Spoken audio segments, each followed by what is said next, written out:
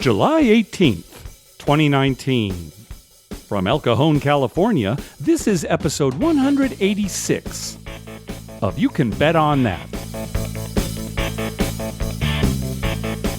Hi, everybody. Welcome to You Can Bet on That, a podcast for the recreational gambler. My name is Mark Duvall, and sitting across from me is Dr. Mike. Hello. So, Mike, you never know when you're going to just stumble on an advantage play. Okay. Sometimes you're not even looking for one, and one just lands in your lap. My lap. Okay. Yeah. Well, that'd be nice if that happened. Well, John B. contacted us about a play that happened in Baltimore. We'll just say Baltimore. We won't get more specific than that. Okay. It's just Baltimore. It's somewhere in the Baltimore area. And he was playing face-up Pai Gow poker. Right? That's the game where you get to see all of the dealer's cards before you set your hand. Correct. So sometimes you may set your hand in an unconventional way just to... Hoping to get a push. Yeah, a push or a win instead of a push right. instead of a loss, that kind of thing. Now, those familiar with Pai Gow poker know that one of the rules of the game is that your 5-card hand has to be higher than your 2-card hand. As in any Pai Gow game. Yeah, you want to make them both as high as possible, but you have to follow that rule. The 5-card hand has to be higher than the 2-card hand. Well, John was playing at this game, and he had a hand that was basically a losing hand. But the dealer encouraged him to play the single pair that he had in the 2-card hand, leaving him with just a high card in the 5-card hand. Well, how could that be? That's a foul. Yes. That's against the rules. Right. But apparently this dealer just thought, well, however, once you see what the dealer has, once you see what the cards are, right. set your hand however you can to get a push or a win. Right. So this dealer was allowing players to foul their hands in order to result in a better result. Now, does this constitute an advantage play or does this constitute just a stupid dealer? What's the difference? Yeah, I guess if you want to call it an advantage play, I guess it is. Taking advantage of the stupidity of the dealer. Now, we heard about this quite a while ago, and we haven't brought it up on the show, obviously, because we wanted the play to exist as long as it could, and the play may still be in existence. John wasn't actually sure that it was dead yet. So, be aware of this. Somebody had to catch that. I mean, don't you think eventually some pit boss would be standing there thinking, wait a minute. It might be worth trying. Foul your hand, right? See if they, and if they, you fouled you. Oh, please call the pit over so that, I can reset my hand. Sorry, I fouled it. And they'd probably let you, because that's the thing about face-up Pai Gow poker. All you have to do is look at the player's hand, right. And you know what the result is, right? You can determine what is the best way to play it. Sure. So there you go. Watch for those advantage plays. You never know when they're going to happen. And, even Eric Rosenthal was talking on a recent episode of The Better Life that right now in Massachusetts, the Encore opened, there. Right. And it took away a lot of dealers from MGM Springfield. So MGM Springfield had to bring in a lot of very new dealers. Right. And a lot of them, apparently don't know what they're doing. So I can't tell you how many times that has helped us. Oh, yeah. I mean, more than anyone how rookie dealers or I hate to say this, but incompetent dealers have helped us. And it's amazing to me.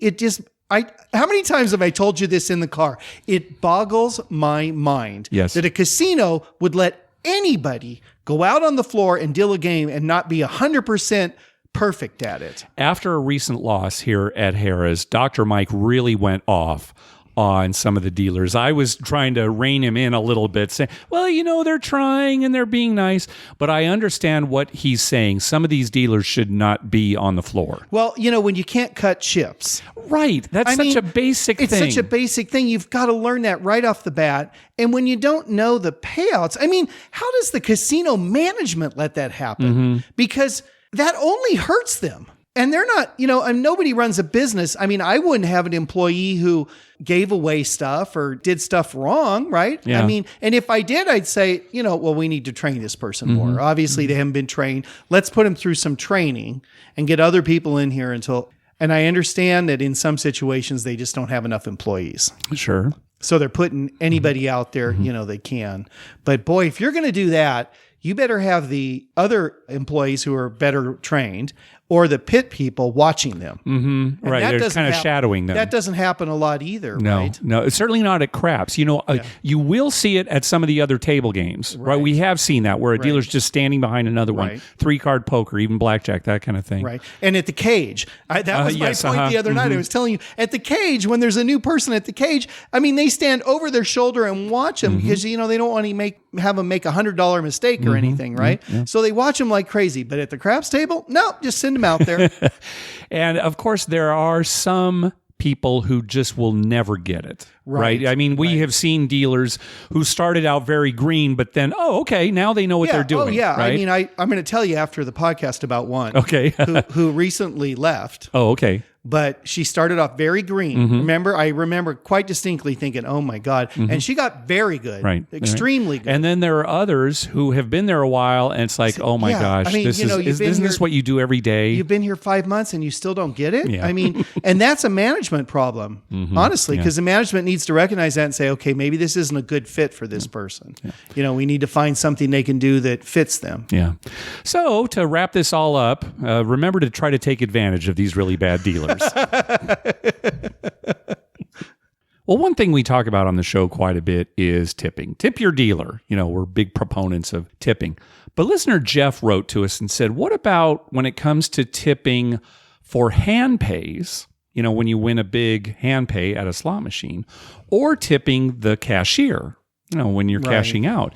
And that is really something we have not talked about much on the show. And it's a weird situation because the person paying you for the hand pay didn't really do anything. Right. Yes. Except come and pay you. And the cashier, the same thing. I mean, they're paying you now and maybe you had a win and the next person they're paying them and, maybe they had a loss or, maybe they're cashing out for $30. So... Well, but they are doing something. They're doing their job just like dealers are doing their job. Right. I mean, it comes down, you got to tip everybody. Well, because then there's the valet. There's the people in the gift shop, which you've seen. I always tip in the gift shop. Right. Because I'm using points, so I tip them in the gift shop. And they're always appreciative. Yeah. There's the restaurant.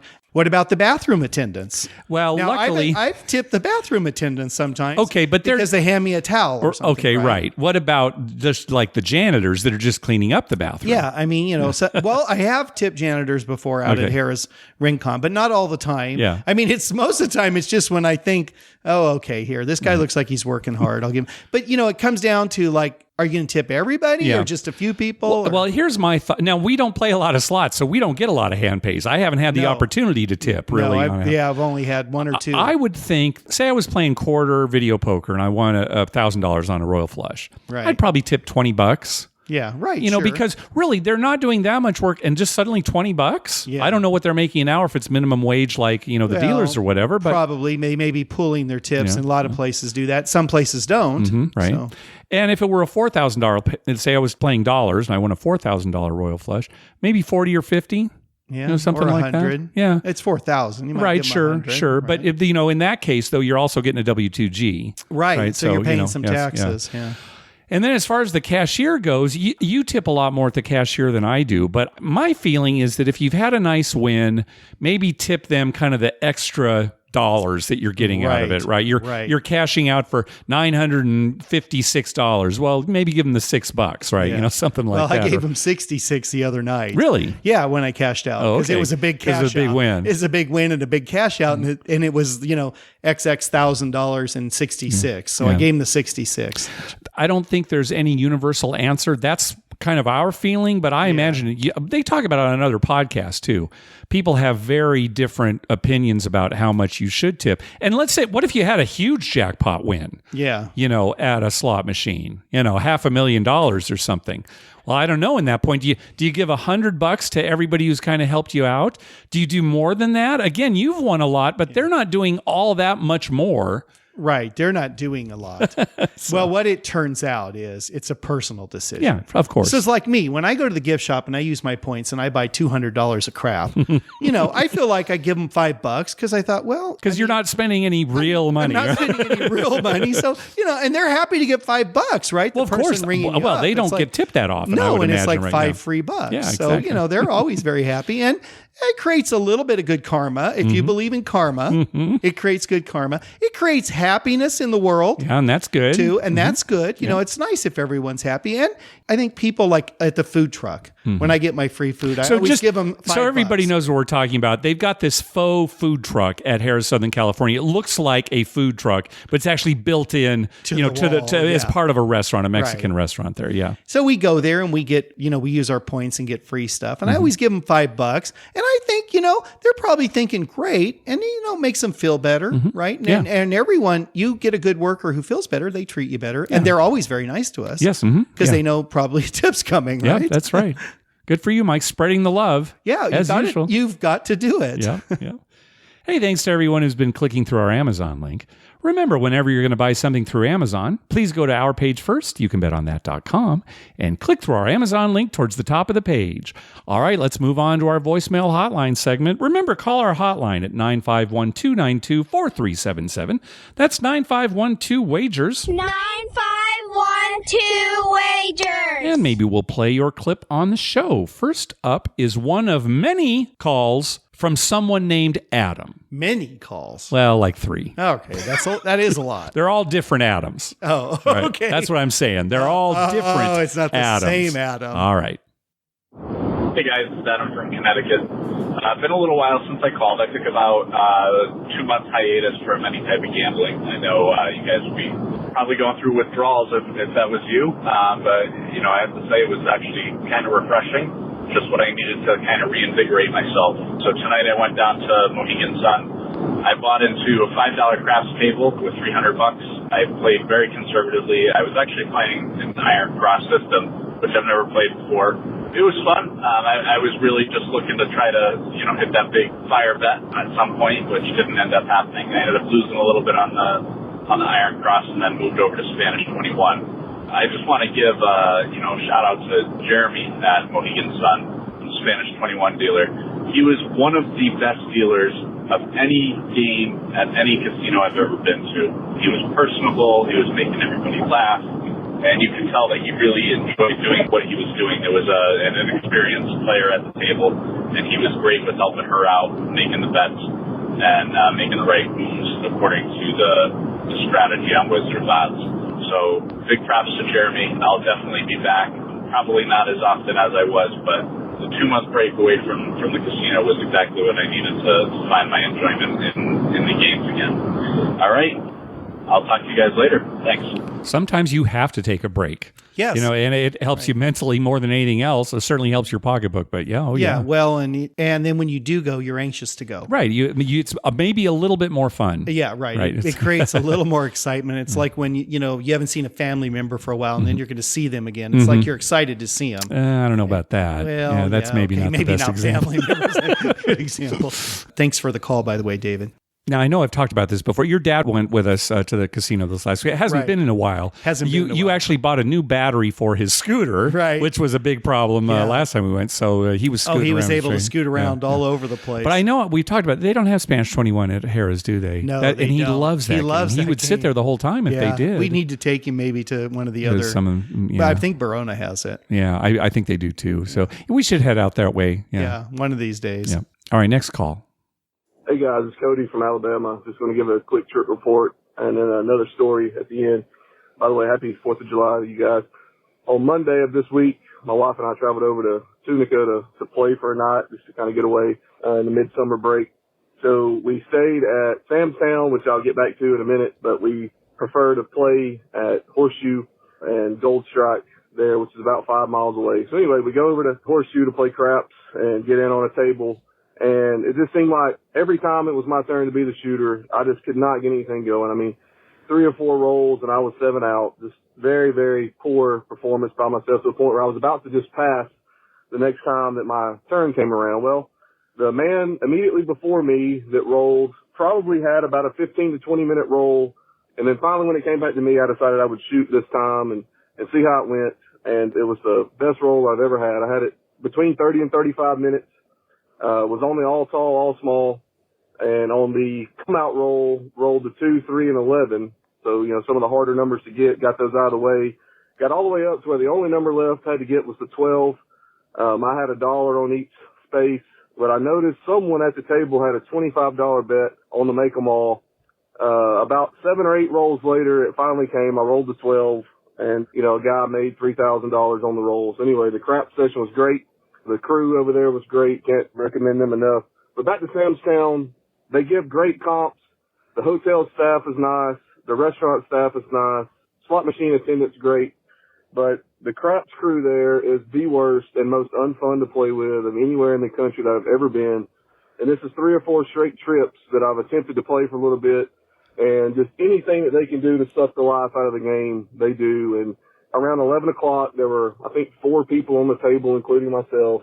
They get on to you for everything. So anyway, just cannot believe how bad of an experience playing craps there is when everything else is enjoyable. But anyway, enjoy the show. Again, happy 4th.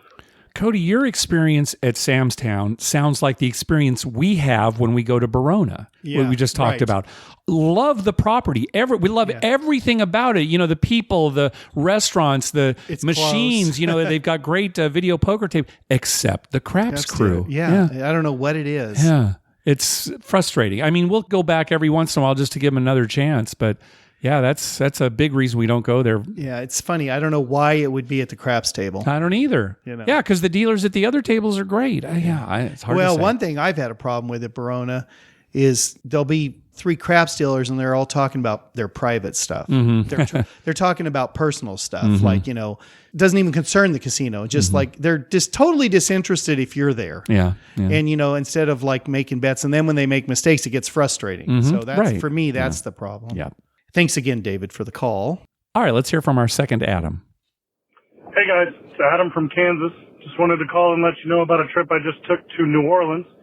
I went to the Harrah's in New Orleans. You guys would have loved it. I think they had 10 different craps tables, and 6 of them were open when I was there. The one thing I didn't love is it was a Wednesday afternoon, and 5 of the tables had no one on them, yet they were all $15 or $25 each. They all had 10 times odds, and they had the all tall, small, and make them all. Good trip overall. Made some money, so can't complain.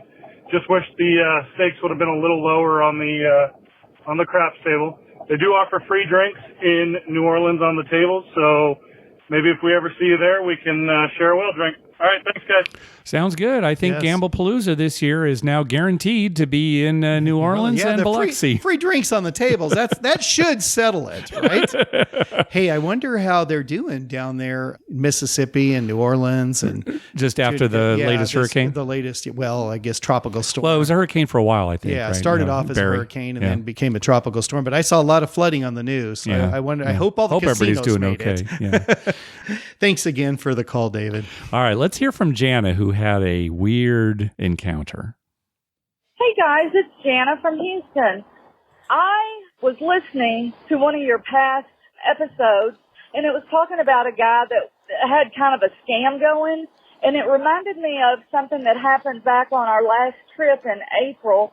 We were staying at Fort Queens, and I had gotten up early and gone downstairs, and I was waiting on my husband to come down, and so I just sat down at the bubbles crap machine, and I wasn't playing. I just ordered a coffee, and I was sitting there drinking my coffee, waiting on him, and this guy sits down, and he starts up a conversation with me, and, I mean, we're sitting there talking, and my spidey senses didn't go off automatically until he said something really weird, like, so how do you like being single? And I was like, I'm not single, and showed him my ring, and I said, I'm sitting here waiting on my husband to come down right now. He just texted me and said he was on his way. And he said, oh, okay. And then he sits there talking a little bit more, and he said, so you want to go for a walk or something? And I'm like, no, I don't want to go for a walk. And I said, I've got to go to the bathroom. So I got up and left, went back up to the room. I didn't go to the security desk, and I should have. But I went upstairs and told my husband about it, and we came back down, and the guy was gone. Well, the next day, same time about, I started to just go out the casino, and the guy is asleep, dead asleep on the bubble craps machine. So I walk over to the security desk, and I tell them, and they said, yeah, he's already been ejected once. we're going to have to go shoo him out. And I proceeded to tell him what happened the day before. And she said, oh, ma'am, anytime something like that happens, please let us know, because the safety of our patrons is first and foremost. Something could have horribly gone wrong. And so my point is, if you are out walking around and something like that happens, or if you're in a casino, please let security know, because they obviously knew about this guy and he was trespassing and he could have been very dangerous. Anyway, y'all have a great day. I look forward to hopefully being there in October. Y'all have a wonderful time gambling once a week, and just think of us poor saps who don't get to do that. Y'all take care. All right. Well, yeah, thanks, Jana. Yeah, that guy ended up in Atlantic City on our last trip. Yeah, that's right. Yeah, he was trespassed, and then the security had to come over, and then he... It's funny how that happens, how you get people like that. I don't, it's sad. Sure, yeah. Because he's probably got some problems, and he may be homeless. Who knows? But it's sad to see people like that. But yeah, you have to be careful. Yeah. At least a couple times I have gone to security and said, this guy is making so many prop bets on the come out roll that no matter what comes up, he's going to lose. There's no combination that's going to result. It's so many prop bets. And then I just leave it to them. My hands are clean at that point. It's funny because they never do anything. and then he wins. And thanks again for the call, David. All right, next call is from Neil. It sounds like he was calling from a car, so the audio is a little rough. Hello, Mark and Dr. Mike. This is Neil Ritchie from Riverside, your neck of the woods. Just calling in for the first time. We do a little road trip with a couple families every 4th of July roundabout there, and we were just coming home from Hume Lake back to Riverside. And one of our traditions is we always stop and find a casino along the way. And we stumbled upon the Aviation Casino that I believe is on Highway 99. This cool little casino is aviation thing because it's actually out on a municipal airport.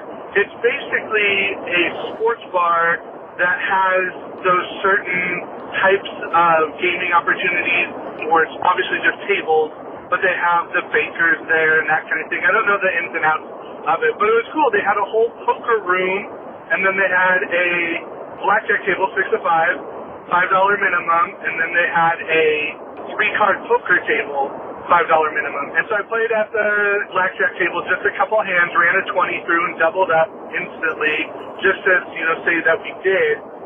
And as I was leaving, they were opening a Spanish 21 table, and I said, oh, cool.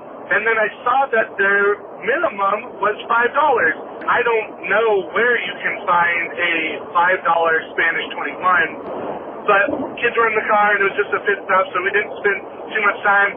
Put it down, doubled up instantly, so in about the span of 35 minutes, we went from 20 at risk to 66, because I always get a dollar chip from the casinos I visit. You guys do amazing things. Keep at it. Talk to you later. Bye. Yeah, thanks for the report, Neil. This Aviator, because I think he called it Aviation Casino, but it's right. Aviator Casino. It's in Delano, California. Just a small little casino. It's actually technically a card room, which means it's not a tribal casino, and the house cannot bank. Yeah, it's probably grandfathered in. Yeah, it could be, right. Old rules. So if you're playing a table game like blackjack or like Spanish 21, then another player has to act as bank, and the way the casino makes the money is by charging an ante or a fee, sometimes from all players, sometimes only from the banks. It sounds like maybe that was the case here. So yeah. And you might not even know. You might not even realize it. That it's being banked by somebody, because sometimes they're not even there. Yeah, right. They've got these syndicates too, or just here's the money to use to pay off people. Yeah. Yep. Well, David, that's another great call. Mm-hmm. And there's a bunch of little casinos around California. Oh, I know. There are so many little ones like that. Yeah, when you go you up don't realize 395 to Lake Tahoe and stuff, you pass 2 or 3 of them, and they just look like hole in the wall. Yeah, just places. Little things, right? Yeah, you don't even realize you're coming up on one until you're right there. Right, and then all of a sudden, casino. Yeah. All right, next call. Hi, this is Jeff from Los Angeles. Just wanted to give you a trip update. I went to Vegas end of June, and I stayed at the Golden Nugget. I don't like rolling craps at the Golden Nugget, so I always go over to the D or Four Queens, and I even like Binion's. somebody on your podcast last week had a story about a roll he had and the dice landing in a strange place. Well, one time when I was at the D, I rolled and I throw the dice off the table a lot accidentally. And if you know the D, there's like a bar right by the entrance, so there's always a parade of people walking between that bar and the crap table. And the dice went off the table. I yelled, same die, and they were looking around the bar and they couldn't find it. And the box man ran out, stopped a lady from walking out of the casino, poor girl, asked to see if he could look inside her purse, and she opened it up, and sure enough, the die was in there. So I actually hit a moving target and got a die in somebody's purse who was walking out of the casino. So that's my story for an incredible die roll. But I was going to ask you, if you go to the D, the crap tables there are long. I mean, they're at least 15, 18 feet long. And if I roll over at 4 queens, it's like 7 or 8 feet long. And I tend to prefer the shorter tables. But on the longer tables, that's the ones I tend to throw the dice off the table a lot more. And I don't throw it hard or high, but just however I do it, right where it lands, it just goes up over the top of the table. I asked the dealer what the surface was. Was it slate or anything? And they didn't know. Do you guys have any knowledge of this stuff? Does the texture of the table or the surface change anything? Some things are more springy than others. And is there any kind of regulation at Vegas for how large the tables should be? Thanks for the podcast. Keep it up, guys. Bye. We don't know what the specific rules and regulations are as far as the length of craps tables and what they're made of, that kind of thing. But they're definitely made from different materials, and some tables are way more bouncy than others. Right, but there's always a sweet spot. On those long tables, you're trying to hit the back wall. Mm-hmm. And if you get close to the wall, it hits the wall and comes back. Right. But if there's that sweet spot, if you hit that spot and then they bounce up, they go right over the wall. And I think that's what's happening in Jeff's case. He's saying that, how come I'm throwing the dice off the table on the longer ones more? Right. It's because on the shorter ones, he's hitting very close to the wall, so it can't bounce up. You're probably throwing it the same length. Yeah, right. It just hits the wall and bounces back. But on the longer tables, it's got room to go up and over. Mm-hmm. Right. And you hit that sweet spot, it goes up and over. You land short of that sweet spot, they don't make it over, and you land past it, they hit the wall and bounce back. Yeah. But it's always that spot. And that'll happen to me, and then I realize, okay, I got to throw them a little further or a little shorter. Yeah.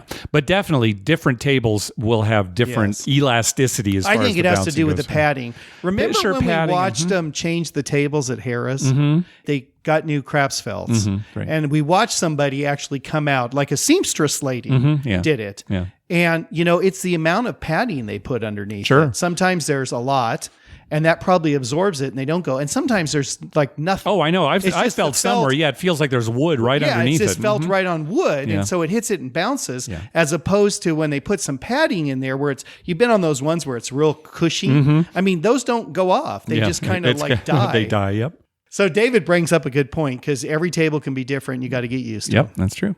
We'll hear from Jeff again later in the show. All right, next up is Wally. Yeah, hey guys, this is Wally from AZ.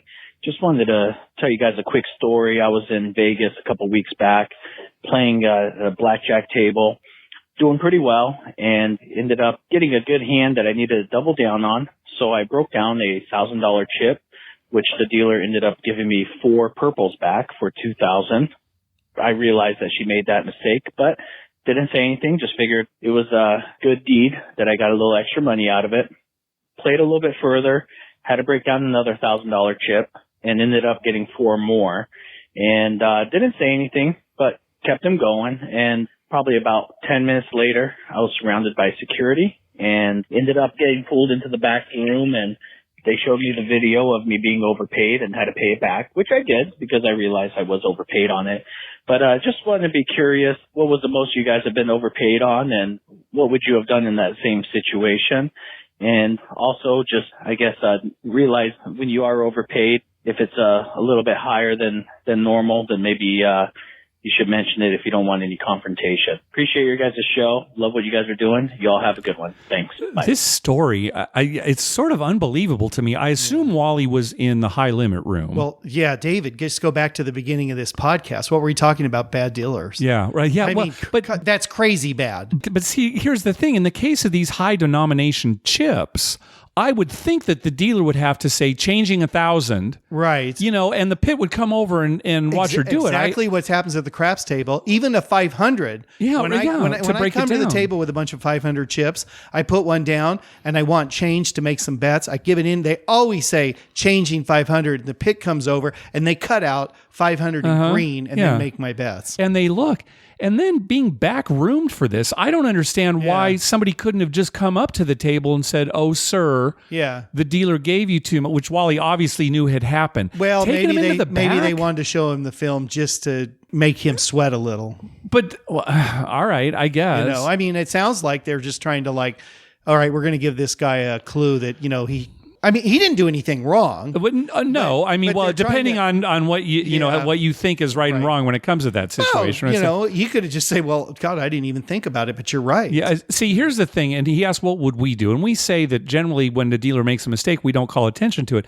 I might have, though, in this case, because we're talking about these high denominations, it's the amount, and they're going to draw attention. Usually when it's a mistake in our favor, it's $20, a quarter. They pay you a quarter and it's supposed to be a red chip, something like that. So we're talking about $20, and I know that that's coming back to them anyway. Yeah. Now, if I give them 1,000, they give me 2,000 change. I'm probably going to say something. Yeah. Now, the biggest overpayment that I ever got actually happened on a color up, and I didn't realize it until I got to the cashier.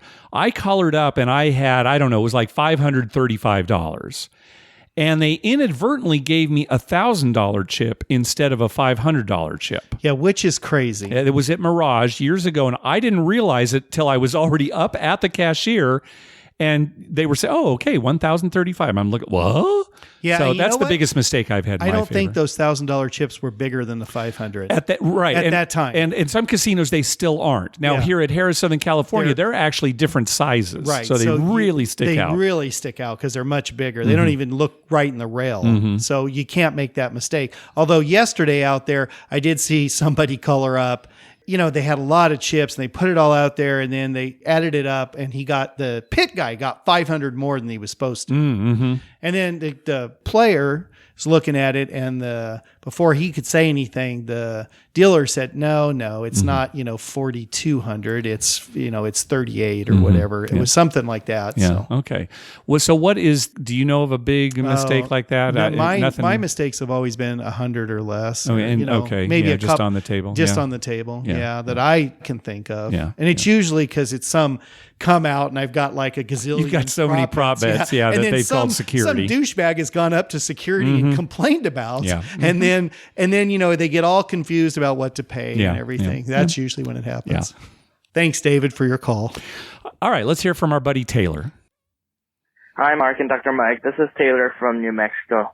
Here's an update on Terra's Royal Flush. We just came back from Vegas for 3 nights. So before the trip, I told Tara, based on the number of hands we've played since my last Royal last November, there's a high likelihood that one of us will hit a Royal this trip. Yeah, that's good math. And when I say we, I meant really me. Good thing but I he's really not a wish math it professor. would be Tara. So we were playing, and the second night, again, I hit one. So this is my 6th World in 5 years, and I'll tell you what the key to hitting a Royal, you just gotta play a lot of hands. Huh. So a Royal has 1 in 40,000 hands odds. So if 80,000 hands is 2 standard deviations, 120 is 3 standard deviations. If you just play around 100,000 hands, you'll hit one. So when I see on Facebook groups, people say, "Oh, I've been playing for 20 years and never hit one." If I have to guess, they play like 1,000 hands 4 or 5 times a year. Then 20 years, it will be about 80 to 100,000 hands, which wouldn't be that abnormal. So Royal Flush, play 100,000 hands, you'll hit one. You'll hit one by 150,000 hands for sure. Or play craps like Dr. Mike does. All right, guys. We'll see you at Summit, I think. Thanks for your podcast. We'll talk to you later. Bye. All right, thanks for all the good information, Dr. David. Now, what are you going to do? Are you going to shoot for 150,000 hands of video poker? Or are you just going to play craps like Taylor says? I played 150,000 hands of video poker? No. No, I don't think so. No, either. you haven't. So Are you going to shoot for it? Well, no, because I feel comfortable. I'm not due for it yet. Oh, you're not. Yeah. I see what you're saying. I'm not due. Now, when I get over 150,000 hands. Yeah, when you're close to that 150, you're going to be playing a lot because it's due. It's due. I'm going to up my bet. See, he's hit on a thing here. Play quarters until you get to 149,000 hands, and then all of a sudden I'm going to be playing $5 a hand. There you go. Good. Smart gambling. A lot of good advice on the show this week, people. All right, next call. Hey guys, Tom from Cary, North Carolina. Just calling with a quick report from Lola's Underground in London, part of the Hippodrome Casino. It'll be the third time I've played at this particular casino. And not a whole lot to add from previous reports. It was a Friday night. The minimum bet's £10. One thing that changed from my last visit, there's actually only one table left in Lola's. They had two previously. However, the one table, good dealers, fairly active crowd, a lot of newbies, and a lot of prop bettors. One thing I noticed this trip that I'd never seen before is that the dealers will pass the dice and whatever they were rolled previously, which actually I found kind of annoying. So if you rolled a 7 or a 3, that's exactly how they present the dice back to you. Otherwise, it was an okay trip. Played for about an hour and a half. Ended up losing about 100 pounds from my 400-pound buy-in, so could have been worse. But I had a good time, and definitely if you're in London, strongly recommended. Anyway, thanks. Keep up the great work. Talk to you soon. Thanks, Tom. It's interesting that he's talking about the way that they would send the dice to the shooter, because on a recent episode of The Better Life, Tim was saying he was playing with a player who was insisting that they did that the dealers would push them exactly what he had rolled before. I don't think they were complying. But he was saying, send them to me just like street craps. Right. I want them sent to me the exact way that I rolled them. So why? What's the reasoning behind that? Well, I don't know. Like anything else, right? It's just, Now, at Harrah, Southern California, because of the cards, a lot of times when there have been like some discrepancy, like the rolls like 1-6, and someone sees like 1-5. Okay. And, they say, no, it was 1-5. And the stick person has already grabbed the dice and slid them and messed them up. Mm-hmm. It would be nice if they never did that, if they always slid them back just kept them the same. Mm-hmm. Then you can say, no, see here, it was 1-6. Yeah. Well, I mean, not just at Harrah's where he got cards, but just in Las Vegas. Right. What do you mean he rolled a 7? It was a 6. Yeah, because I saw it. Sometimes it's hard to see when you're on the other side of the table, especially some Vegas casinos where the lighting is poor. Mm-hmm, yeah, we've you been can't to see when they somewhere go in the it's so corner. dark, like the corner there is like a dark spot. Yeah. And you're on the other side, and some of us who are of advanced age, we cannot see the 5 and the 6. I agree. The stick person should kind of slowly bring not like whip them or swing them. But sometimes they grab them and mess them all up, and it's like, you don't want to stop the game and go to the camera for that. No, absolutely not. But yeah, David brings up a good point. You know what? Also, I love hearing Lola's Underground at the Hippodrome. Okay. You just like the way that rolls off your tongue? It just rolls off. So Lola's Underground at the Hippodrome. I don't know that it's the Hippodrome, but I'm going to call it the Hippodrome. All right. Lola's Underground at the Hippodrome. You know what comes to my mind immediately? I'm on the Jungle Cruise. And I'm looking at when those hippos attack, and the guy on the cruise is Barry Manilow. And he's just singing Lola. It just comes to my mind, so I love hearing that. Oh, thank goodness there's another call coming. Hey, guys. This is Rob from New Jersey. I like your podcast. I have a quick story to tell you guys. I'm a teacher, and when I first started teaching, I started going to the teachers' convention down at, I was staying at Bally's. I was playing roulette. This is before I discovered the game is craps. But I went down, I started the convention about a little over $100, $150, and I walked away a little over $2,000. And that's even after I take out money for my meals and stuff. Anyway, during one of the sessions, the pit boss came up to me and asked me if I had a player's card. I said no. And then he gave me information, I filled it out, and he came back with the second from highest tier. I think it was like Diamond or Platinum. And I got excited. And he said, calm down. It's gold. Like, if you swipe the card, it comes up gold. He told me he ran out of really all the other cards because they're switching the cards to different picture or layout. So anyway, went on to the weekend, and I'm leaving the parking lot, and the guy who does the parking says, "I have a player's card." So yeah, and I show him my card, and he saw it was Diamond or Platinum, he let me go without paying. I realized that a lot of places in the Valley, some Caesars, just have to show my card. I don't have to swipe it or anything. I was taking advantage of this, and then went back during the summer, and same thing happened. Just show the card, got to the lounges, free parking, all that stuff. So I thought you might like to hear that story. Also, I'm going to Harrah, so it was like a flash sale for 4th of July, a weekday, Tuesday to Wednesday night, $35. So my wife and I were going on our first overnight trip since we had the girls. I have a 4-year-old and 2-year-old. And I'm telling you, when I get into a hotel room, like I said before, I'm going to pick up my beautiful wife, throw her in the bed, and take a nap. Oh, my God. So I'll let you guys know how the overnight goes. Let you guys know how the nap was and how I did on craps. I'm going to try a new tipping system, see if the dealers like it or not. All right. Love the show. Keep up everything. Bye. All right. We will hear from Rob later, see how that nap turned out. Yeah, I'll tell you something, David. I'm surprised more people don't do that. Do what? Just get a card. I mean, you could get any card, right? I mean, from a friend. Like I could give you, let's say you were a gold member. I could give you one of my 7-star cards because they give them to you. You just go up and get an extra, right? But, just to have, and you can't use that to like book a room or anything, right? Or to pay for something, right? But Starbucks. You get up in the morning, you go down to Starbucks, there's this huge line. And I don't care what Caesar's property is, there's this huge line at Starbucks.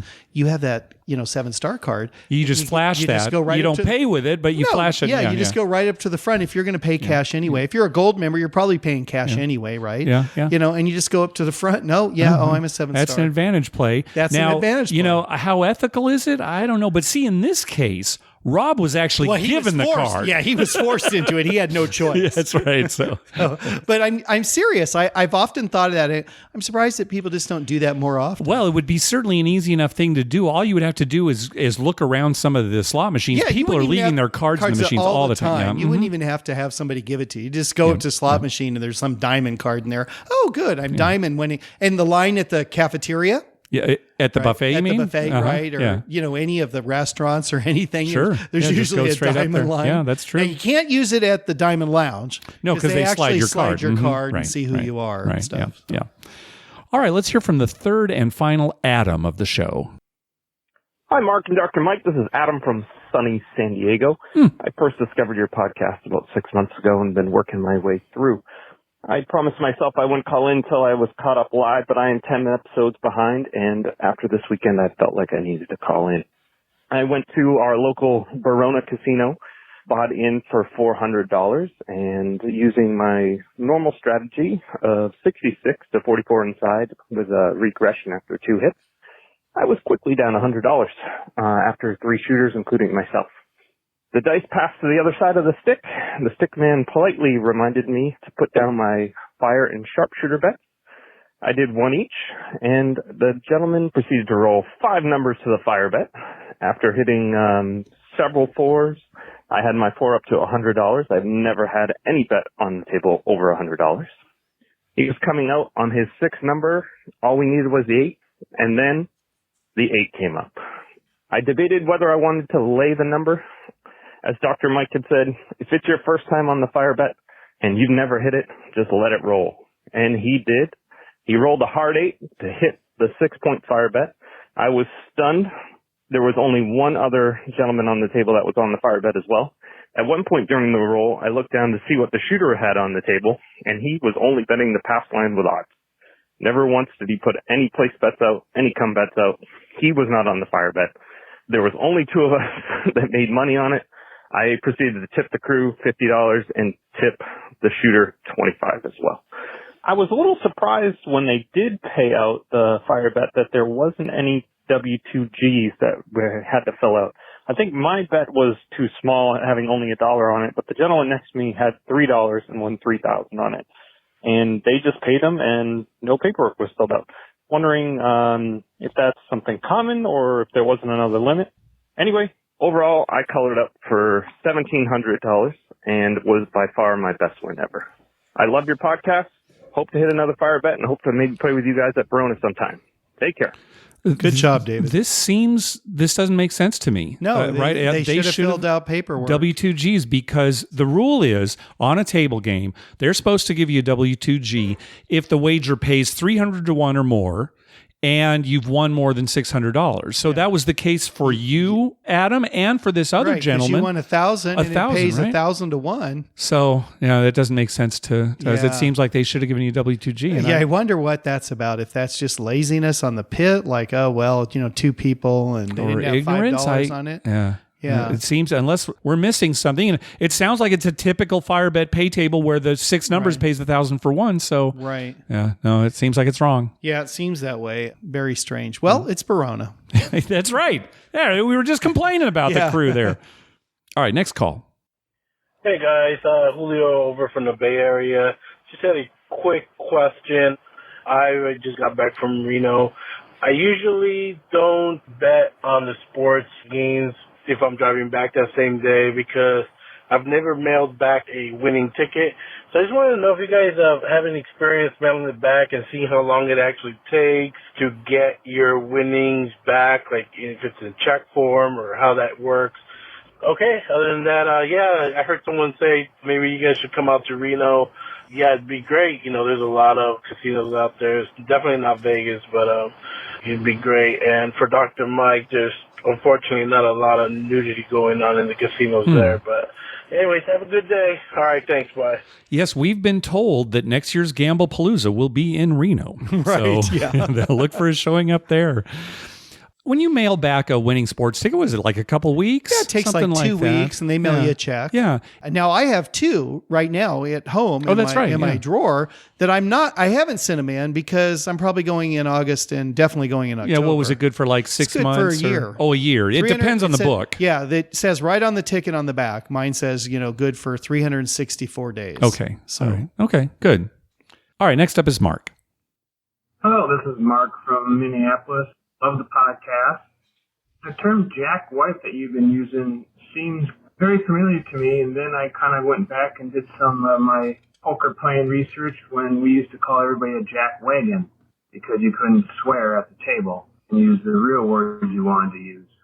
So I don't know if you want to use both of them, but go right ahead. Otherwise, love the show. Have a great afternoon.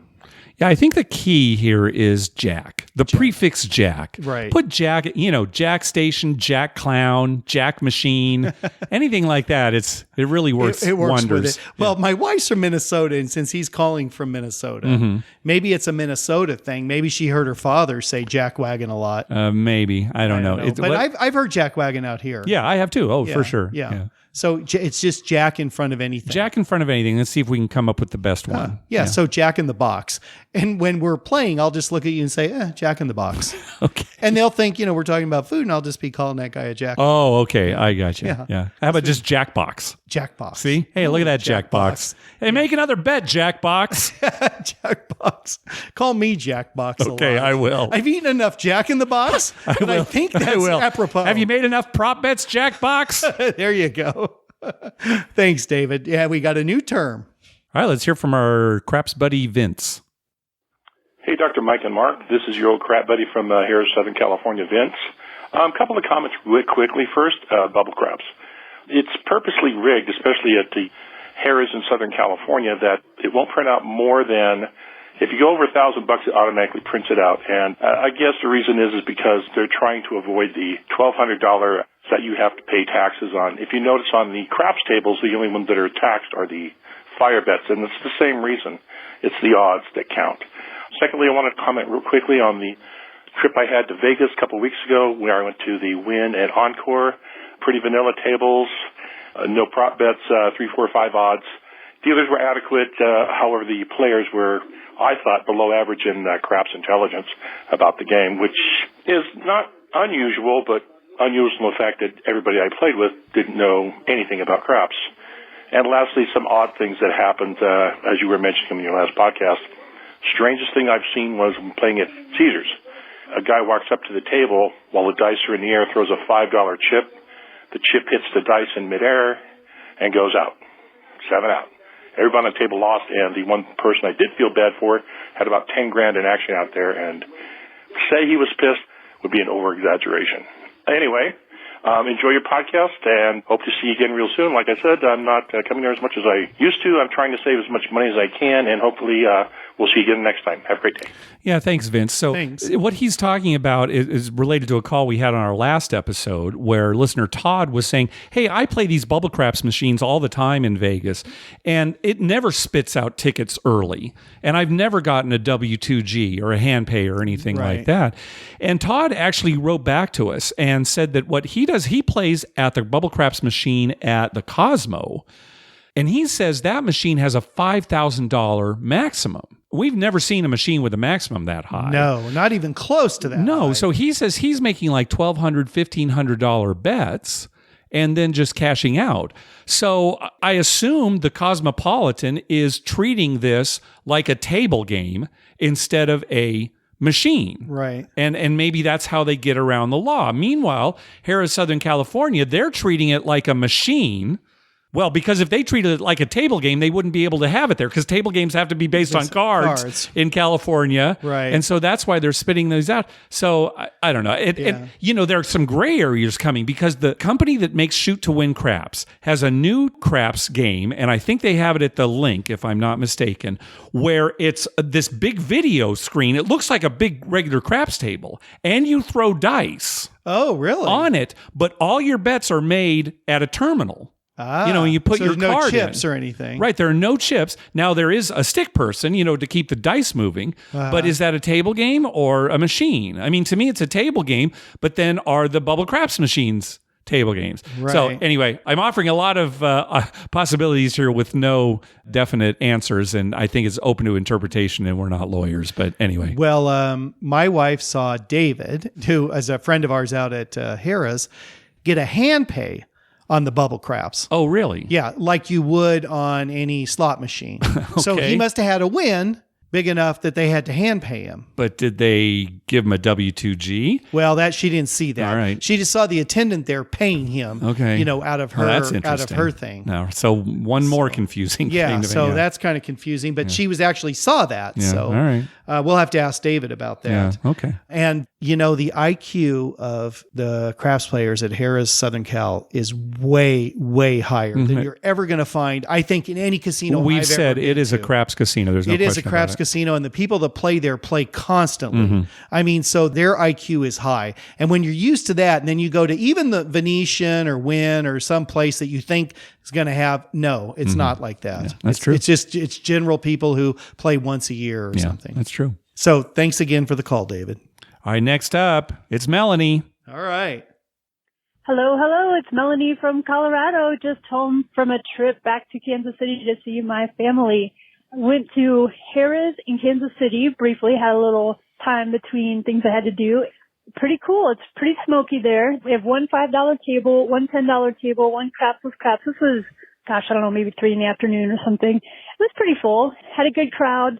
Not a raucous one, but just polite and fun and, not polite, but you know what I mean? Just a good kind of friendly group. Guy went on a heater. He got the all tall, small. No one was on it, including myself.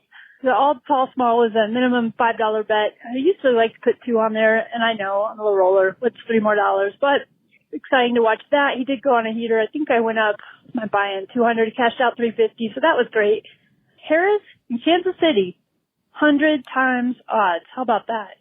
So anyway, if you find yourself in Kansas City, it's 20 minutes south of the airport before you get to downtown. It's right almost 2/3 of the way before you get downtown. So it's a fun city if you ever have a reason to go there, or even if you don't, but don't go now, go in the fall. Go to a Chiefs game, especially if they play, I'm going to say it, the Chargers.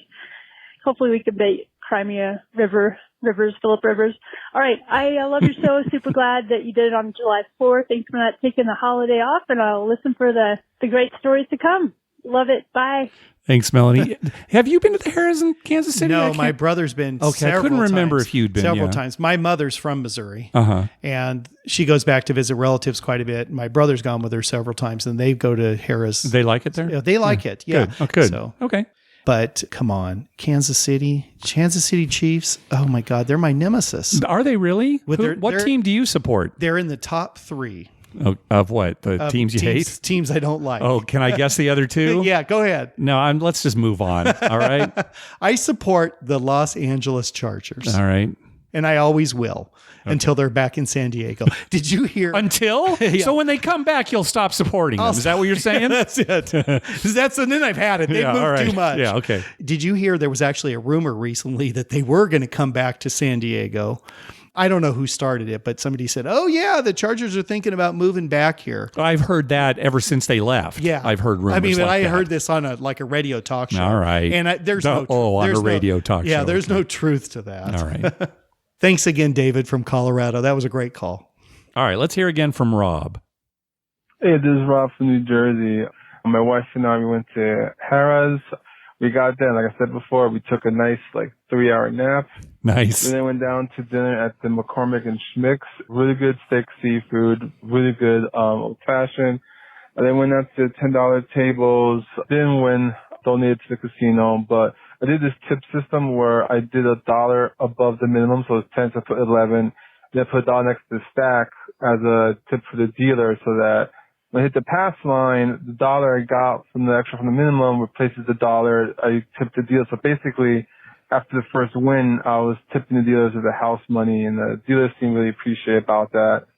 There was one point where I rolled the dice, and both dice did not hit the back wall. They landed right by the pass line area. And it was the point number. I think it was a 5. It was like a 5-second delay. And then the dealer pointed to me, indicating to the stick that I was the one that was rolling the dice, and they kept the roll as the 0.5 instead of a no roll, which I thought was nice. So hopefully next time you win there, had a great time. Harrah's great. Although my wife loved the hotel room, hardwood floors. She really liked that. It was a nice hotel room. Hey guys, keep the podcast. Big fan. Bye. All right, another example of how tipping can help you, in ways you might not expect. Right. And if I'm understanding karma. Yeah, if I'm understanding you correctly, it sounds like he's kind of making the bet on his own bet. So it's not like separate necessarily. No, he was betting $11. Right, so that when he wins that, he just tosses the $1 to them, and then it stays out there. It's almost like player control. Right, it's like a play control bet, which is smart. I like that. Yeah, it's good. And another thing David's wife brought up, hardwood floors in the hotel rooms. I wished every hotel room had hardwood floors. We stayed at Harrah's the first time we went to Atlantic City. I don't remember that. I don't remember that either, but maybe they've changed some of the rooms. Yeah. I wished every hotel room everywhere in the world had hardwood floors. Okay, all right. They're so much cleaner, seriously. Well, of course. And when you go to a hotel room and you're tired and you take your shoes off and you're walking around with your feet, it really isn't the greatest thing on carpet. Yeah, and it's like, what am I stepping in? Yeah, what have I been stepping in? What was here before me? So hardwood floors, that's great. All right. I'm just going to push that. Hardwood floors, big showers. All right, I'll give you that. And showers with good water pressure. The pressure is more important than anything. Than the size, yeah. But it's nice when they're big and there's like a lot of pressure. You can get under you're not too tall that you can get And you step out onto a nice hardwood floor. All right, yeah, hardwood floor, right? It's all warped. And small things make me happy. You got that right. Next call. Hi, this is Jess in Northern California. Just a little trip report.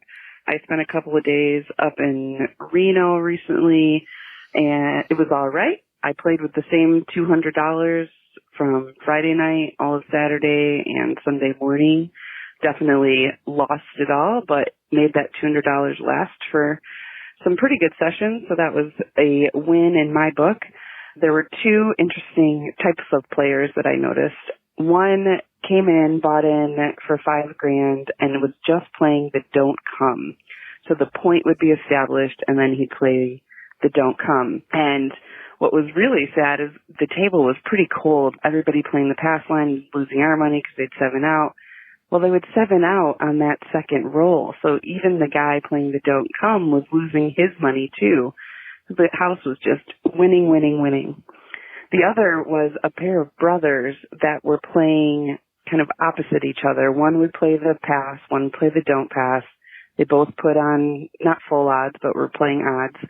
And then one kid would play the 5, 6, 8, and the other would play the field. So in their mind, they're winning on every number. But really, when it wasn't going so well and we'd 7 out pretty early, they're losing the 5, 6, 8. They're just losing it all. And they ended up going through quite a stack of chips in not too long. And I think they thought they were being very smart, and it was not working out. So anyways, I love the show. Thanks so much for what you do. I'm really getting into it. So Thanks again. Bye. Yeah, thanks, Jess. Yeah, the Dewey Don't with an iron cross is basically what those brothers were doing. And the dice have to go a certain way for you to really make money on that. I'll tell you two funny things, David. Just this last week at Harrah, Southern California, I was there one evening. There was obviously a mother and son doing the Dewey Don't. They were on opposite sides of the table. Like they're trying to pull one over on Yeah, them. and all they're doing is betting 300 on the line. So she would bet 300 on the pass line. And she kept asking people, I don't understand this game, you know. And the guy on the other end, he's betting 300 on the don't pass. And that's all they're doing. Okay. So, you know, it's obviously the Dewey Don't, and they're obviously doing it to get comps, right? You know, betting 300 every roll, you're going to get some pretty good comps. Well, maybe, I guess. You're going to get some comps. You're going to get some, but every time aces comes up, and just to be clear, at Harrah's, that's the push on the don't. A lot of places it's 12, but it's 2 And that's here. what happened. Yeah, That's what happened. They lost money. Yeah. No doubt, because aces came up. On my roll, I rolled aces twice. And so he would push his don't come. Right, and she would lose lose her pass line bet. Yeah. There's no way they're making $600 in comps. No. So, I mean, it's a weird system. Yeah. But I brought it up, and I said to somebody, one of the dealers, I said, I'm surprised they allow that. A lot of casinos won't. Some won't. Yeah. They'll Because, just you take know, a hike. Yeah, because they know what they're doing. Yeah. And then somebody asked her, do you know him, one of the dealers? And she's like, oh, I know him, but we're not together. And it was so funny because they left the table at the same time. And then they come back walking right next to each other, right by the table. And then I see them in the cafe eating together at the same. So they don't know each other.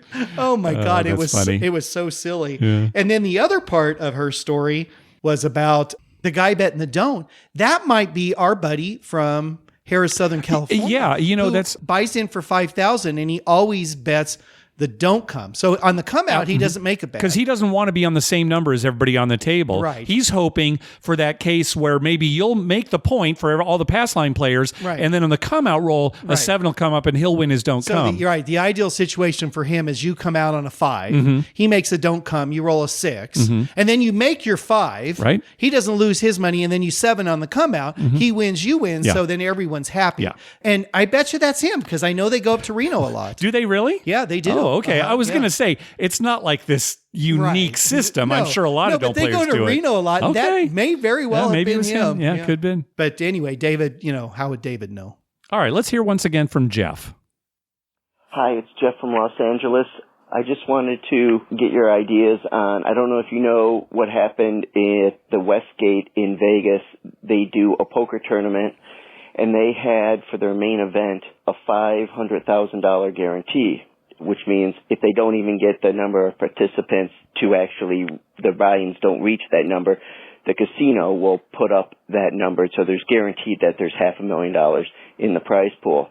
I didn't know this, but I guess in the fine print, they had that they need to get at least 300 players in the tournament. Otherwise, they're not responsible for the guarantee, which to me doesn't mean guarantee.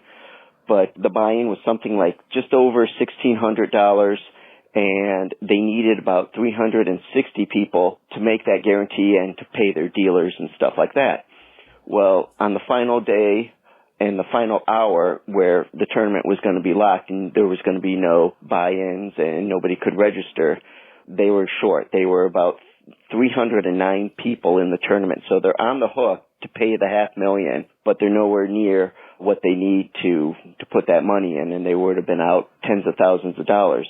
So within the last hour of registration, they announced supposedly over the PA system, hey, half off. Get in this tournament for $800 and some, which to me as a player is really unethical. If I had bought into that earlier, or, you know, this was multiple day ones, so people probably bought in multiple times and spending, you know, at $1,600, and now somebody's able to get in for $8 something, that really would have made me livid. I think that's really unethical. So in the casino's defense, supposedly they did put in the other half themselves. So the prize pool was right. The payout at the end of the tournament was right. But yeah, I really don't like that. Another thing is somebody said, you know, they should go to the Nevada Gaming Commission, and supposedly the Gaming Commission really doesn't have any rules on casinos' guarantees for poker tournaments. So I wanted to get your thoughts. If you know anything more about these kind of things, that, you know, once again, I think that's really unethical that the Westgate did that. Anyway, great podcast. Take care, guys. Bye. Okay, so two things here. The whole point of a guarantee is that the casino is saying if we don't get enough money from entries, we're still going to guarantee we're going to give out this much money. That is the whole point of a guarantee. You would think. Well, no, that is it. That's what they're saying. You would think, but see, in Nevada, guarantee isn't the same guarantee. Well, okay, I don't know what okay, I'm not talking about legally. Yeah. I'm just saying when you go to a guarantee tournament, that's what they're saying. They're saying we will make up the difference if we don't get enough money in. Yeah. Otherwise, it's just it's a $50,000 term. If they say guarantee, that's the whole point. Yeah, and in this case, there's the fine print that negates the guarantee. Well, but we have heard stories of casinos just reneging on the guarantee. Oh, we didn't get enough. Right. It's like, what can you do? Right. That'll depend on the law, what state it is, that kind of thing. You would think there'd be a fair advertising law. Okay, so you couldn't even say that, right? And we don't know what we're talking about, so I don't even know. Now, this other thing where they're offering lower entries at the end, again, I don't know if that's illegal, but it's terrible PR. Right. I would be furious. Yeah, I'd ask for my money back. It's one thing to say, hey, you'll pay less if you enter early. Right. That's fine. But if you've already paid, and then they're saying, oh, now you can get in for cheaper, and you've already had your entry, that's bad. Right. No, and what if some guy who gets in late for half price wins the thing? You're thinking, great, he didn't even have to pay as much, and he wins. I paid the full amount, went out early. Yeah. So it's a terrible thing, and I can't believe there aren't some fair business practice rules. Well, again, we're not lawyers. We don't know the law in this case, but that's maybe bad. nobody's taken them up on it. No, maybe I don't nobody's know. created that big a fuss. I mean, would it be worth it? I don't know. But Yeah. if I was a David, I'd probably say something about it. Yeah. All right, next call. Hey, Mike and Mark, this is Chris calling back from Philly. First off, I just wanted to say that, Mark, you do an awesome job editing these calls. I know that when I call, got a lot of likes and ums in the mix there, and you do a killer job of editing them out. So props to you. So the reason I'm calling, I pulled a Dr. Mike today and gambled with some money that I probably shouldn't have. Probably better off set aside for bills and kind of going along the lines of tap the ATM strategy. Decided to head back to the casino after some crappy gambling earlier today and had a great roll. But wanted to thank you guys because when I got to the casino, was gambling at Valley Forge Casino in Philadelphia tonight, I decided to swipe my card before doing any play, and I had $30 match play in there. So that was awesome.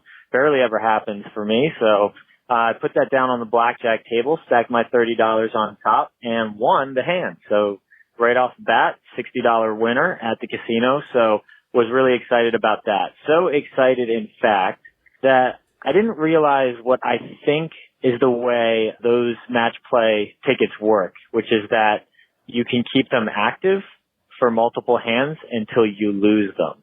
Now, please let me know if I'm wrong about that. So what happened was I thought it was just a one-time play. I took my $60 of winnings and the $30 that I had wagered on top of the match play and walked off, leaving the match play ticket there. He didn't really try to stop me or anything, so I'm not sure if that was a mistake or not, but I'm then kicking myself the whole drive home. So thanks, Mike and Mark, for all you do. Have a great week, great night, great month, great July. Bye. Yeah, when it comes to these match play tickets, it's going to depend on the casino. Right. Yeah. It sounds like if they didn't pick it up right away, that it was one that you could leave and play. That's what I was thinking, Mike, because they would have. Usually they immediately pick it up as soon as they pay it, like in one motion. Yeah, in one motion. So if they didn't pick it up, you probably left it on the table, and they're probably not going to say anything.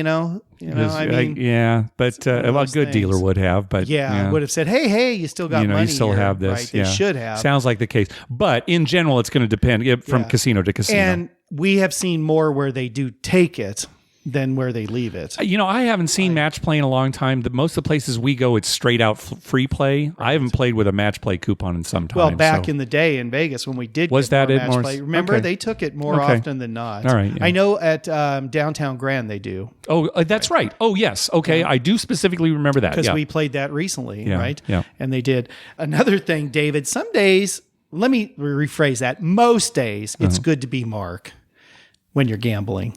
But there are some days when it's better to be Mike. Yeah, that's true. Right? Yeah, there are some. It's some usually days. better to be Mark. Sometimes it's better to be Mike. Right. I'll admit to that. It doesn't always work for me, but we're two different people. Yeah, definitely. So, all right, speaking of mics, let's hear from a Mike. Hey guys, this is Mike in Florida, and I just came back from Vegas and had a couple of observations that wanted to see what you guys made of it. The first is, as a craps player who can consistently play with max odds at the $10 and $15 tables, no problem, I noticed this time that on the strip, 15 is clearly the new 10, at least as it related to the Caesars properties. I could not find a $10 table, and that was in the middle of the week, even in the lesser properties like Flamingo. And at the same time, while at the Cromwell one day, and this is a Tuesday afternoon, the one table they had open was 15. I walked away because it was busy, got a drink, came back, found an open spot, put my $15 on the pass line, and they said, "Oh no, sir, the minimum's now 25." And this was at 3 o'clock in the afternoon, not a particularly busy time in town. There wasn't any events going on. And to my astonishment, even the Venetian had a $10 table that day. So clearly there was nothing major going on that would require all of the casinos to raise limits like that. And I just found that interesting and didn't know if you had noticed that anywhere. And then my second observation, again, at the Caesars properties, at both Caesars and Planet Hollywood, I noticed the more scantily clad dealers are gone and the pleasure pit is gone. And it seems like that's a hell of a coincidence given the national timing of what's happened with the Me Too movement and all that. And I'm just curious if you think there's a tie-in there. Appreciate all you guys do. Very entertaining to listen to each week. Keep up the good work. Thanks. I can't imagine that there's a tie-in. No. See, when he said that, I was thinking, I just can't imagine that. I can't think that somebody would have that be objectionable to the pleasure pit. Well, okay, I'll disagree with you there, and that I'm sure there are plenty of people who would find objection with. Okay, maybe. But sex has always been a big part of Vegas, Right. And it's kind of the culture of Vegas. Sure. And if Caesars were to have done something like this, they would have called attention to it. Right. They would have said, They would have put a release in out. light of the current climate, Yeah. here's what we're doing. Right. And it would be a kind of a selfish move on. No, I not to be too cynical, but if this really is the case, it's probably money related. It's more likely it's a business decision to save money because they probably have to pay those dealers more to dress scantily and to dance or, whatever. Whatever it is. Yeah, they probably, if a person's dealing blackjack and then dances in between, I'm sure they get paid more. I would They're imagine doing that a lot they are. more work. Yeah. So it's probably just a business decision and not a social decision. And what do you think? I'm trying to think the last time we went, we were able to find enough $10 tables at Caesars properties, weren't we? Harrah's, Bally's. Harrah's, Bally's. Do you think he's right? You think it's more like 15 is the new 10? Today, the Dow, the NASDAQ, and the S&P 500 all hit record highs. Okay. When the economy's going good, and I've told you this before, Yeah. they're going to up the limits because they figure people are in better moods and have more money and are more willing to gamble. Okay. Now, I'm not talking about gamblers like us. I'm talking about the casual guy who goes to Vegas and now he's not going with 200. He's going with 500. Okay. Right. Yeah. And they're just taking advantage of that. Yeah. All right. And when the economy goes down, Then what the happened? table limits will go down. Table again. limits went down and they had tons of offers. Okay. Well, that's for sure. We saw that for sure. And now the offers are going away. Our offers have been cut back dramatically. Significantly And this year. a 7-star player, a fairly large 7-star player, asked me the other day, have you noticed a big decrease in your free stuff? Yeah. And I'm like, yes. And he's like, oh, thank God. I thought it was just Yeah. me. No, it's across the board. No, Yeah. it's across the board. Yeah. Thank you, David, for that great call. All right. One more call. Hi, Mark and Dr. Mike. This is Eric from Indianapolis. Calling in just because I had a question I've been thinking about a little bit. Wanted to get y'all's take on it. My wife and I just got back from Las Vegas a couple of weeks ago. We're both craps players, and specifically $5 craps table. That's typically where you'll find us playing. We stayed at Golden Gate, and we played a lot of craps there. And at the D, that's kind of where we typically stick to.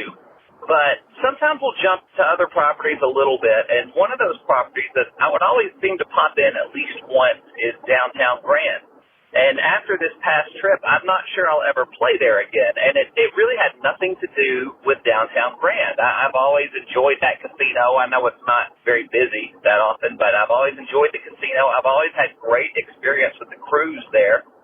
But I just have the worst luck every time I play there. I just get murdered. Not only do I lose quickly. And it's happened just about every time I've ever gone there, to the point where I don't really even want to go play there anymore. Just wondering if either of you had that type of experience with any property that you tend to avoid, not because of anything they did, but just because you can't seem to win there. As always, I love the show. I've listened to every single episode. I'll be out in Las Vegas in October for the summit. Hope to finally be able to meet you guys. Thanks. Yeah, hope to meet you there, Eric. I can't think of any casinos that we've gone out of our way to avoid. But I can think of one that I'm probably never going back to. Oh, okay, go because ahead. I don't win. Okay. Hamul Casino here in San really? Diego. Really? Yes. I mean, previously Hollywood, but now called Hamul. I have not had good luck playing craps there. Okay. And, they send me tons of stuff, tons of flyers. Their giveaways are kind of junky. Mm-hmm. They do give me a fair amount of money. I mean, free play money. But Mark, I have never won. Oh, I didn't realize you were on such a losing streak there. Well, you go out there sometimes without me. So. Right. I've had some good luck with their free play money. But when I played just craps there, it has never really gone super well. I think one time I had one really good win. And a lot of times when you get the free play, you just go play blackjack, right? I just go play it on blackjack and I hit, I double my money and I leave. But the craps there has not went well. And I was thinking to myself the other day, I got their flyer in the mail. Maybe I should give them another try. No, I don't win there. Okay, interesting. Now, why is that? I don't know. Yeah, of course, it's just dumb luck. Dumb right? luck, right. I thought you were going to say, and this happened for years, when it first opened and for years afterwards, we could not win at Bellagio. Yes, we had all. Yeah, but we continued to go there because we kind of liked it. We liked the atmosphere. It's like he was saying about downtown Grand. I like the atmosphere there and everything, but we've never had great luck there. Yeah. And we had that at Bellagio, and then we did hit some wins. Finally, some eventually wins. It came around. Yeah. Thanks again for your call, David, and we will see you at the summit. Yeah, I hope so. So we are recording this episode early because I'm going to Comic-Con this weekend. In fact, when this episode drops, I'm going to be right in the middle of it. So as we're recording this, the World Series of Poker final table is still going on. I think they're down to 5 players right now. Yeah. So we don't know who ultimately wins when the episode posts. But so that's why we aren't talking about it at this point. We're doing a little early. So anyway, good luck at the casino this weekend. Mike, I will not be joining you. Yeah, I don't know that I'm going to go. Oh, okay. Because we've got company. Oh, yeah, that's right. Yes, of course. And my mother-in-law is going to be here visiting too. So yeah, I probably won't go. We may have to take a week off, Mark. Wow, that's going to be rough. We'll probably break out in hives, but I've stocked up on Benadryl, and I'm ready. I'm ready for that. All right, good. Well, that's going to do it for this episode. We want to thank some people for some PayPal donations. First of all, recurring donations from Kurt and from Nathan. Thank you very much from that. Also, a donation from Chaz Gator. Karma donation for an upcoming trip to celebrate my beautiful wife Karen's 50th birthday on July 14th. Oh, so that's already gone by. Happy birthday to Karen. Keep up the great work, fellas. I love your show and look forward to each and every episode. Also, a donation from Eric. Karma donation for an upcoming Win Slots Free Nights Vegas trip on July 21st. Oh, very good. Yeah, that's that app that you can play on, kind of like My Vegas. Yeah. Also, a donation from Mark in Florida. Thank you for lots of great entertainment and very useful casino information. Soon taking my 21st annual Vegas golf and gambling trip with my brother. We both listen to the show and enjoy it very much. Oh, so play a lot of blackjack, Mark. Your 21st trip. 21st That's trip. what I did on my 21st That's all trip. you did on your 21st I made a big trip. deal of it. And finally, a donation from our buddy Keggers. Karma donation for an upcoming Vegas trip. Having played only California card craps for the last few months, playing non-card craps will be a tough transition. I hope I'll figure out how to play that weird way. Please send your thoughts and prayers. I'll tell you, David, after about 2 rolls, you'll be all right. Yeah, it takes a couple. But it takes a couple rolls, yeah. David, but then it gets better. Hey, be sure to check out our TV listings showing all the gambling-related shows coming up within the next 2 weeks. We update those listings every Wednesday using a customized program that searches through all the raw American TV data. Just go to youcanbetonThat.com/TV-listings. We'd love to hear from you. Call our voicemail hotline at 951-292-4377. That's 9512-WAGERS. Or you can email us at youcanbetonThat@gmail.com. You can also follow us on Twitter at You Can Bet On That and on Facebook at facebook.com/YouCanBetOnThat. Finally, please go to your favorite podcast app and write a review on us. We love getting your feedback. This is the point of the show where I throw it over to Dr. Mike. Well, I liked that one caller named David complimented you, and he was spreading the love. Thank you very much. I appreciate that. Yeah. That was I like to hear that. Yeah. That made me happy. And just a quick shout out to my Aunt Kay. She should call the show. Oh, she listens to the show? She listens Good. to the show all the time, and she's always afraid to call.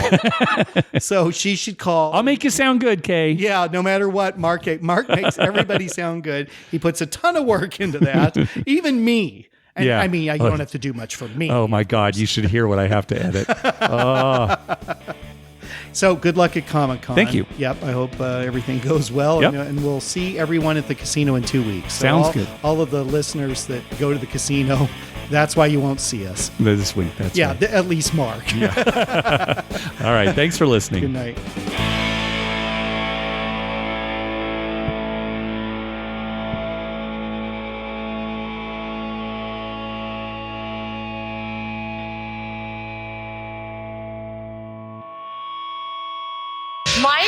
Mark, that was wonderful. I had no idea you were so talented. The audience is going to love you.